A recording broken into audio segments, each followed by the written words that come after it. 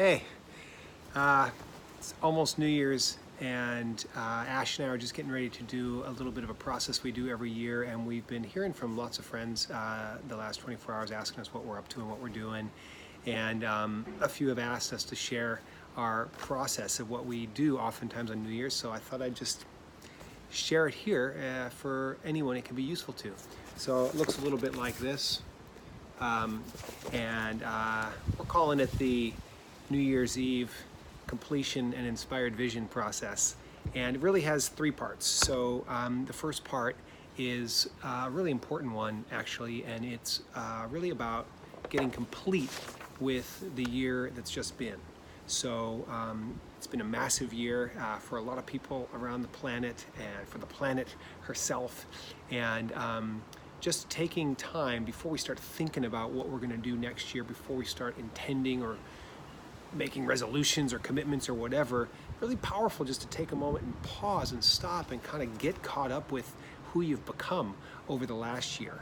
And we do this by taking time to reflect on the different months of the year, the different quarters, things that we're really proud of, things that we've achieved, breakthroughs that we've had, areas that we've grown, lessons that we've learned, things that we've accomplished, things that happened that we never would have imagined, anything that stands out to us as a highlight, as something we're grateful for, and also as tough lessons, as things that we might need to forgive or let go of or release, just anything that stands out to us from the year that was significant, contributed to who we are, and contributed to where we've come to on the path. And it's powerful just to take a few moments or a few hours, however long it takes, to go through this process of getting complete with what's got you to here.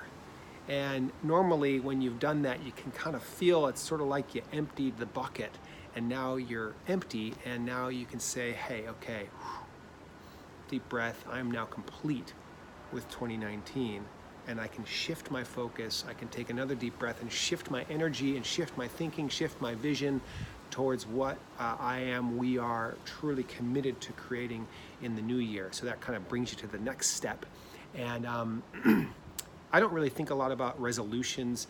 I don't make a big laundry list. For me, when I'm thinking about the year ahead, what I like to do is get really clear about what am I truly committed to. And normally it's 1 to 3 things that are my real deep intended outcomes for the year. And the way I get at these is oftentimes I think about what is the feeling-based outcome of my year ahead. So when I think about myself in December 2020 or throughout the year, how do I want to feel about the year that I'm creating, about the year that I'm building and moving through with the people that I'm working and living with? What is the feeling of the year that I'm committed to creating? And I try to actually really conjure that feeling, think about how is it that I want to feel, that I want my family to feel, that how do we want this year, how are we committed to this year ahead feeling? And then when I'm really clear about the kind of heart sense for the year, what is the emotional intention for the year, from there I can then kind of start to think about what are the big blocks, the big things that I am committed to doing that are going to help to build that feeling in my life. And so out of that, I might have 2 or 3 categories. There might be a category for my own health and my own sort of sense of self well-being, mentally, emotionally, spiritually, physically in the world. And there might be a deep intention around my level of energy in life. And then maybe there's one around my work or the business that I'm building, or some creative project that I'm committed to, or the impact that I want to make in the world. And maybe there's 2 or 3 or 4, even 5 categories, but I try not to get caught up in all the little bitty details that we sometimes say, oh, I want to lose this amount of weight or whatever. I'm going for big level, no bullshit, for reals. This is what I'm committed to. This is the outcome that I'm committed to and what it's going to feel like. And once I get really clear about those bigger picture items and not what I'm resolving, but what am I actually moving towards? Not like there's going to be an end point, but I'm actually moving towards the creation of this in my life. Then I can kind of pull the slingshot back to now and start to kind of consider step number 3, which is, okay, great. These are the big blocks, these are the big feelings, this is the life I'm committed to creating in the year to come. What are the simple steps? What are the daily practices? What are the weekly rhythms that are going to actually start to build, in a tangible way, in the direction of the feeling-based vision and the big picture outcomes that I'm committed to creating?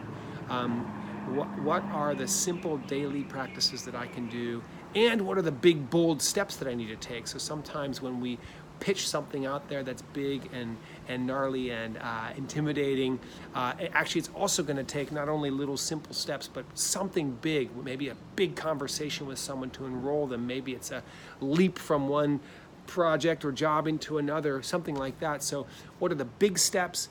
What are the little steps?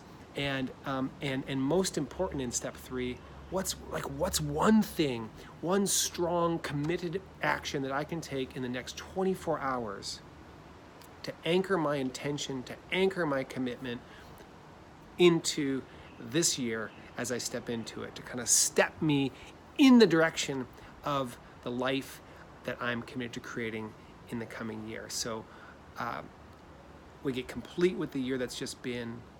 We wipe the slate of that. We vision what's this next year going to feel like. What are the big steps, the big movements that we are committed to creating in service of that feeling outcome? And then what are the simple steps that we can start with, like basic practices that we can start with that are going to build the rhythms towards that?